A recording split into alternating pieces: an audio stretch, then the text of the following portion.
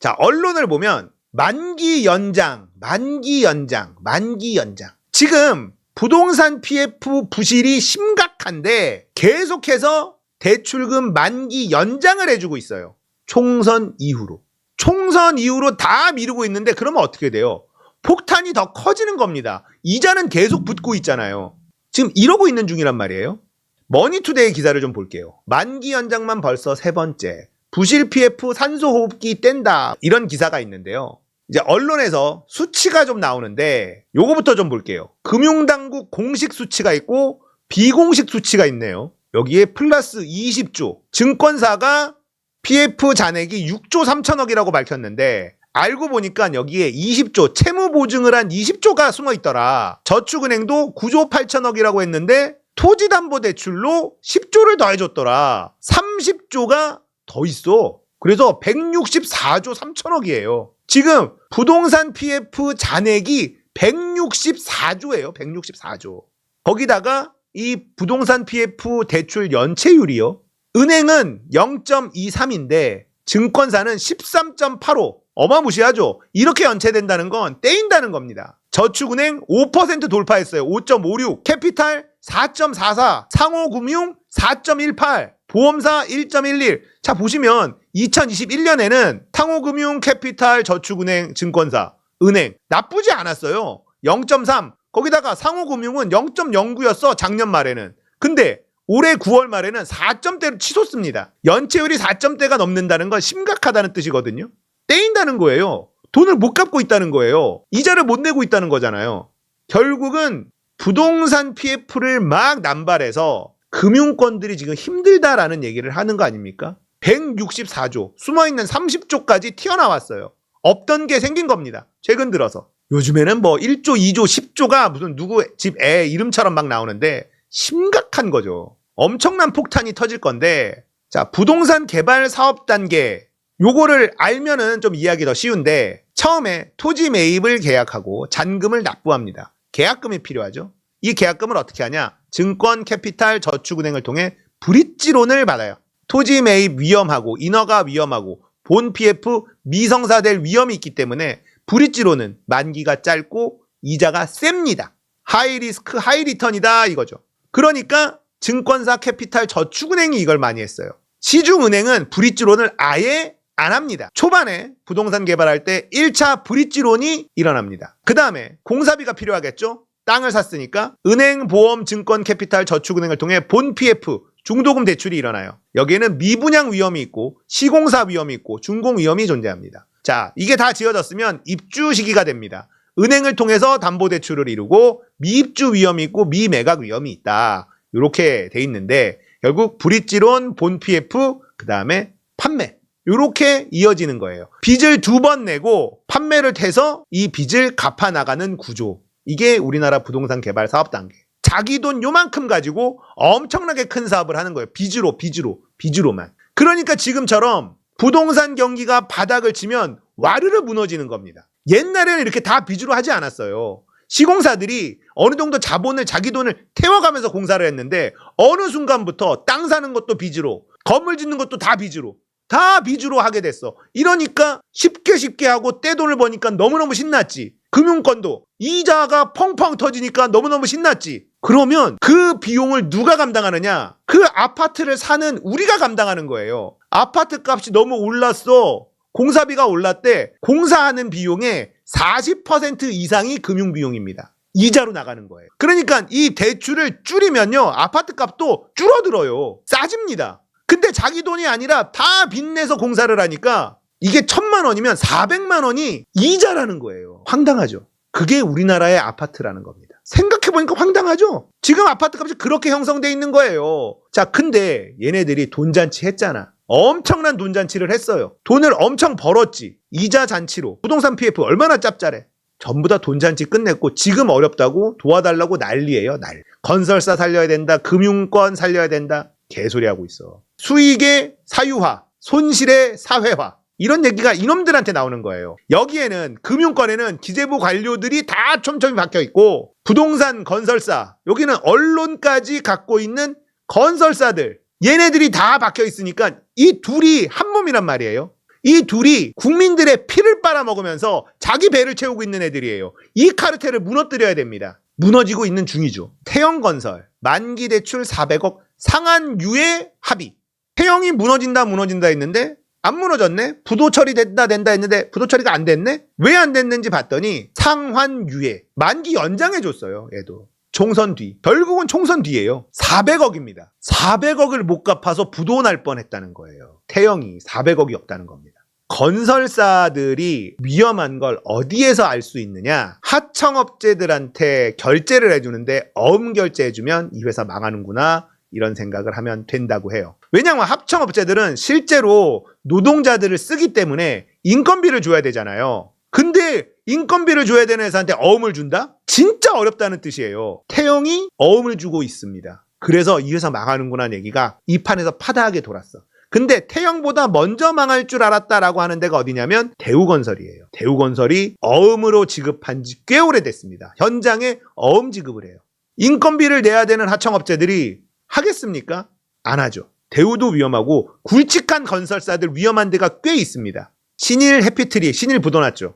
심각한 일이 지금 벌어지고 있어요. 하청업체들한테는 어음 발행을 안 합니다. 왜냐하면 인건비를 주고 공사를 굴려야 되니까. 근데 태영이 어음을 주고 있다. 이건 심각한 일입니다. 결국은 400억이 없어서 부도 날 뻔했고 이거를 부도를 막았어.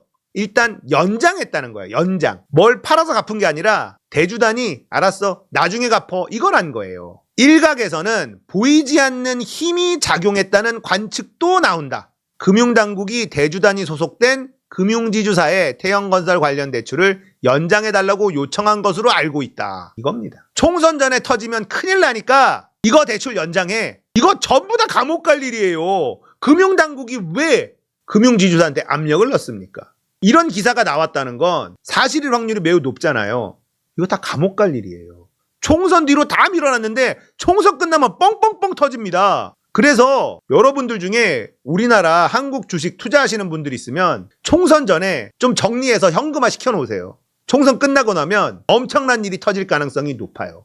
대주단벌 의견이 엇갈리는 상황에서 당초 상환을 요구하던 금융회사들이 다수가 연장하는 쪽으로 입장을 바꿨다. 뻔하죠. 자, 태영건설 PF 현황인데요. 총 PF 대출 잔액이 4조가 넘습니다. 자기 자본이 8,400억인데 자기 자본 대비 PF 비중이 525%나 돼요. 신나게 PF 빌려가지고 지어댄 거라는 거죠. 근데 부동산 개발 PF가 3조 2천억, 미착공이 47%예요.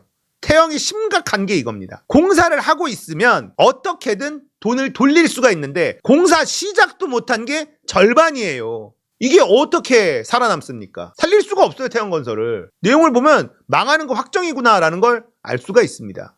태영건설이 보증한 4조 4천억 중에 순수 부동산 PF는 3조 2천억인데 절반인 47%가량이 미착공 상태입니다. 문제는 미착공 현장이요. 6대 광역시를 포함한 지방에 있어. 미착공 절반이 지방에 있어. 이거는 상황이 더 안 좋죠. 수도권이면 어떻게든 지어서 올려가지고 손해를 좀 보더라도 싸게 팔고 이러면 현금을 돌릴 수가 있는데 공사도 못 들어갔는데 그 현장 또 절반이 지방에 있다.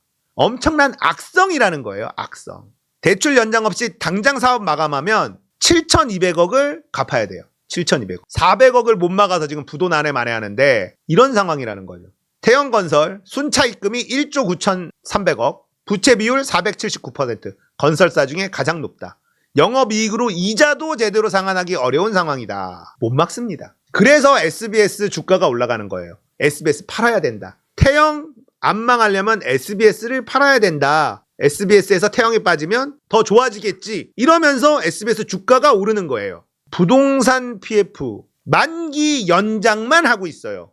망하지 않도록. 근데 지금 방법이 있을까요? 없어요. 총선 때문에 뒤로만 밀어놓고 있어요. 이자는 계속 붙죠.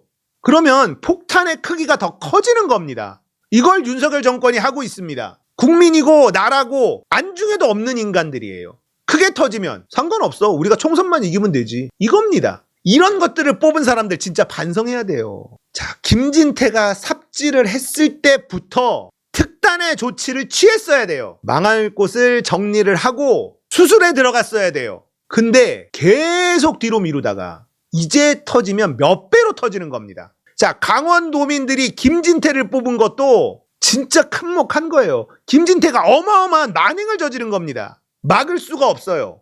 태영건설 부도를 막을 수 있겠습니까? 없죠. 태영건설이 결국 부도 처리가 된다 치면, 언제가 될지 모르지만 부도 처리가 된다 치면 어떤 일이 벌어지느냐? 금융권에서요, 자금 회수를 합니다. 자, 분위기가 완전 뒤집어졌다. 이제는 정치권의 압력이고 나발이고 우리부터 살아야 된다.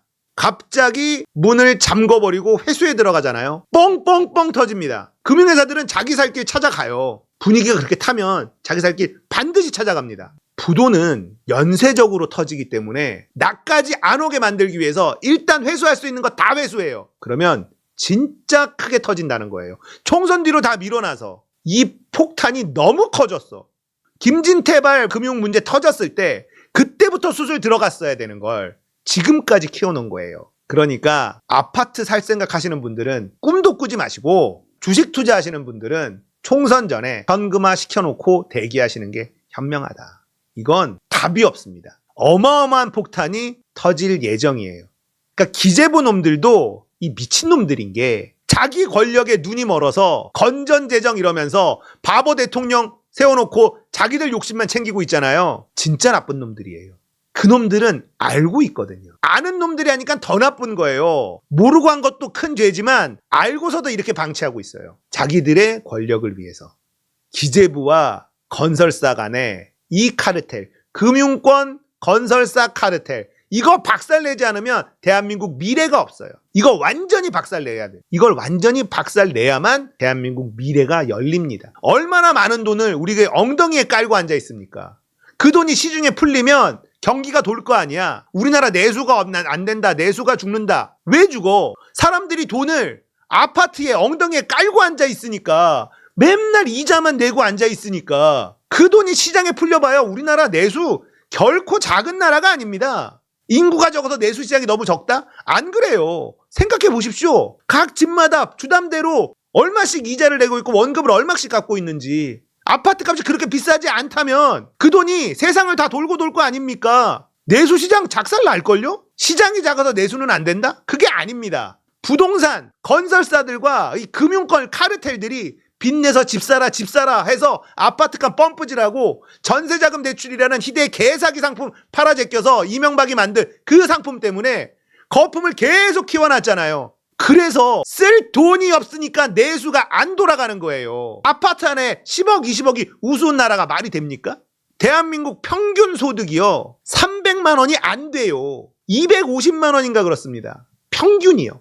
그런 나라에서 10억, 20억 아파트가 아무렇지도 않은 나라, 비정상이잖아요. 내수는 포기해야 된다. 개소리입니다. 부동산만 다 때려잡으면요, 돈 넘쳐요, 시중에. 안 그래요? 아파트 값이 3억? 이 정도만 돼봐. 2억, 3억 이렇게만 돼봐. 그 돈들이 시중에 넘쳐날 거라고요. 그러면 그 돈이 주식으로 가고 소비로 가고, 그렇게 잡아야 내수도 살아납니다. 우리나라가 5천만이 넘잖아요. 인구가 적은 나라가 아니에요.